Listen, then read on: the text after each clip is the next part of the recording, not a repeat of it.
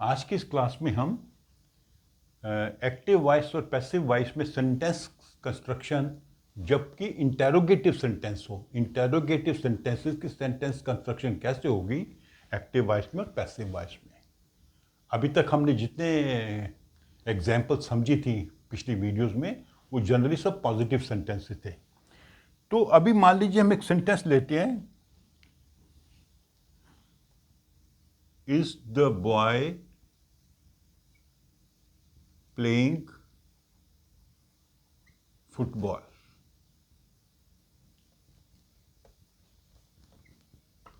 तो आप कैसे समझेंगे कि एक क्वेश्चन है? एक तो मार्क ऑफ इंटेरोगेशन लगा हुआ है, इससे पता लग जाता है कि ये सेंटेंस क्वेश्चन है। वी स्टार्टिंग विद इज, तो हम एक क्वेश्चन पूछ रहे हैं, क्या लड़का फुटबॉल खेल रहा है? या are the boys playing football. तो ये क्वेश्चन जो है एक्टिव फॉर्म में है।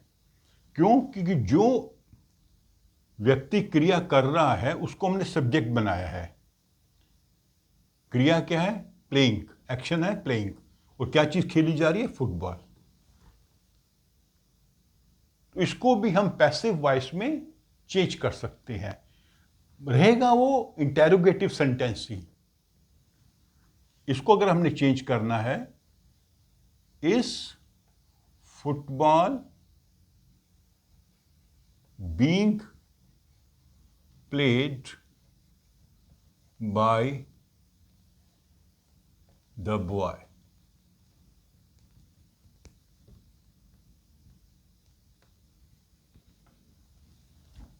हमने बीइंग क्यों लगाया? कुछ आप गेस कर सकते हैं? इस सेंटेंस को देख के, इसको पढ़ के आप सोच सकते हैं कि हमने बीइंग क्यों लगाया। ये सेंटेंस प्रेजेंट कंटिन्यूअस में है। क्या लड़का फुटबॉल खेल रहा है? हिंदी में जब भी हम कोई सेंटेंस लिखते हैं जिसमें वर्ड रहा आए तो कंटिन्यूअस होता है। रहा है, रहे हैं, रही है, तो प्रेजेंट कंटिन्यूअस होता है। तो प्रेजेंट कंटिन्यूअस को जब हम पैसिव वर्ब में चेंज करते हैं तो हम जो एडिशनल वर्ब बीइंग लगाते हैं। तो is football being played by the boy, इसको चेंज करेंगे, is football being played by the boys. यहां पे हमने आर क्यों नहीं लगाया? यहां तो आर लगाया। क्यों? क्या रीजन हो सकता है? Are the boys is the football, इसको जब हमने चेंज किया, इस क्यों लगाया, यहां पे आर क्यों लगाया? जरा सोच के बताइए मेरे को।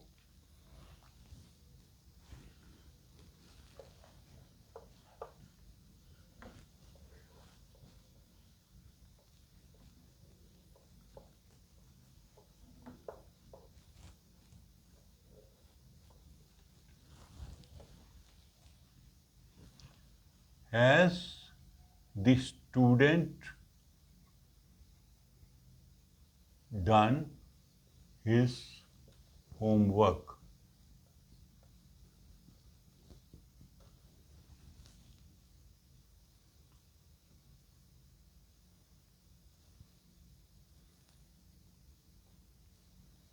Has the student done his homework? ये प्रेजेंट परफेक्ट है। हैज वर्ड लगा हुआ है, वर्क का पास्ट टेंस है। क्वेश्चन है, क्वेश्चन पूछा जा रहा है क्या स्टूडेंट ने अपना होमवर्क कर लिया है? तो हम इसको बनाएंगे subject. Has the homework been done by the student.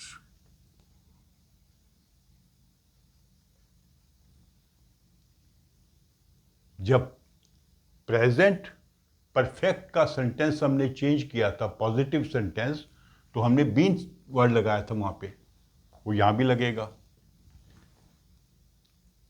जैसे प्रेजेंट कंटिन्यूअस में बीइंग लगा था, पॉजिटिव सेंटेंस में भी और क्वेश्चन में भी, यहां भी लगेगा has the homework been done by the student.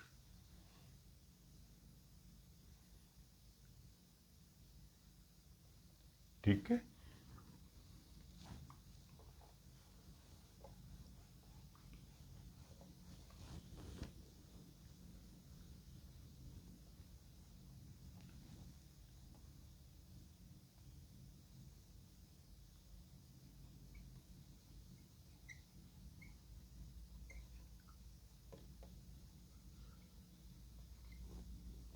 Is Meera arranging flowers,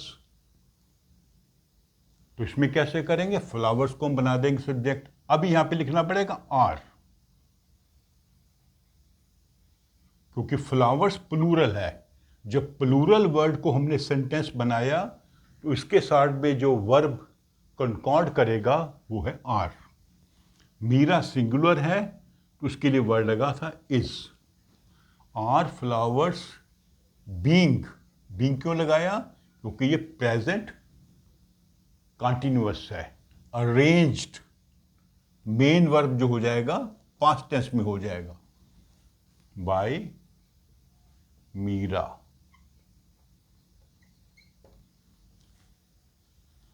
तो ये एक्टिव वॉइस है, ये पैसिव वॉइस है।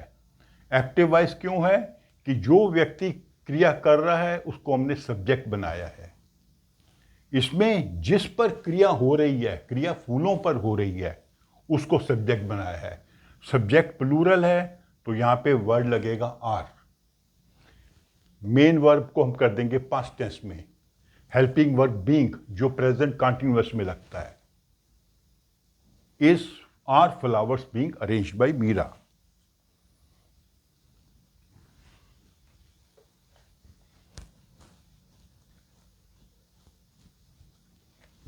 Has anyone cleaned the room? यहां पे सब्जेक्ट है एनीवन। क्या किसी ने रूम को साफ किया है, तो अभी रूम को हम बना देंगे सब्जेक्ट। हैज द रूम, अभी चूंकि ये प्रेजेंट परफेक्ट है, been cleaned by anyone.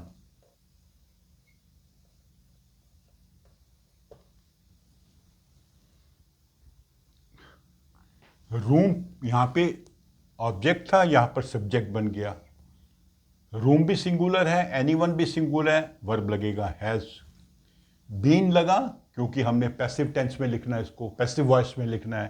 Passive voice में जब लिखेंगे तो वर्ब का थर्ड फॉर्म होगा। यहां भी वर्ब का थर्ड फॉर्म था, बाय एनीवन। बाय तो लगाना ही है पैसिव सेंटेंस में।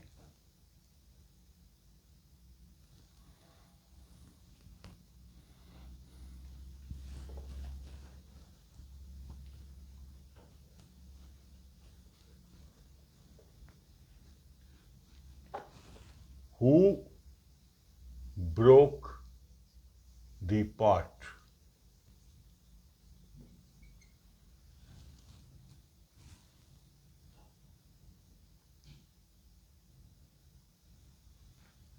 By whom the pot was broken? ये सिंपल पास्ट है, ये भी सिंपल पास्ट है। पॉट को हमने यहां पे सब्जेक्ट बना दिया।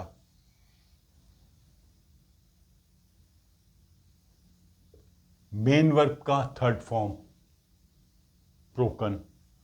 किसने तोड़ा, by whom the pot was broken.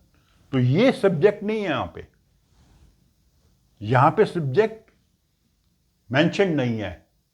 कोई व्यक्ति है जिसने ये पार्ट तोड़ा है, जिसने ये क्रिया की है, उसके बारे में हम जानना चाहते हैं। तो ये सिर्फ वर्ड जो बताता है क्वेश्चन पूछ रहा है भाई कौन है जिसने पार्ट तोड़ा है। यहां पर क्रिया पार्ट पर हुई थी, पार्ट यहां पर सब्जेक्ट बन गया। ठीक है, तो ऐसे ही जो है ना अलग अलग से आप जो है एक और सेंटेंस देख लेते हैं। जितने भी एग्जाम्पल्स आप अलग अलग करेंगे उतना आपका थोड़ा सा कॉन्फिडेंस लेवल बढ़ेगा। Did he tell the truth, क्या उसने सच बोला? तो पास्ट टेंस है, was the truth told, tell का पास्ट टाइम होगा टोल्ड बाय हिम, ही का हो जाएगा him, was the truth told by him. तो ट्रूथ यहां पर था ऑब्जेक्ट, यहां पे वो बन गया सब्जेक्ट।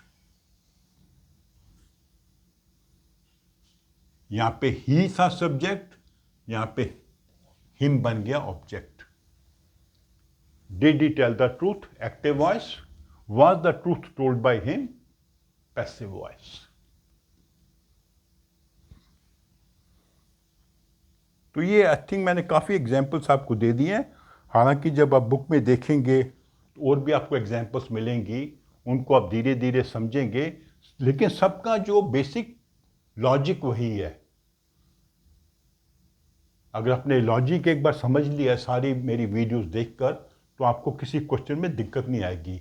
कोई कोई हो सकता सेंटेंस आपको कॉम्प्लिकेटेड लगे तो उसको आप देख सकते हैं, मेरे कमेंट बॉक्स में लिख के मेरे से हेल्प भी ले सकते हैं। पर जनरली अगर आप ऐसी चीज़ को समझ लेंगे 90% तो आपका सही होगा ही।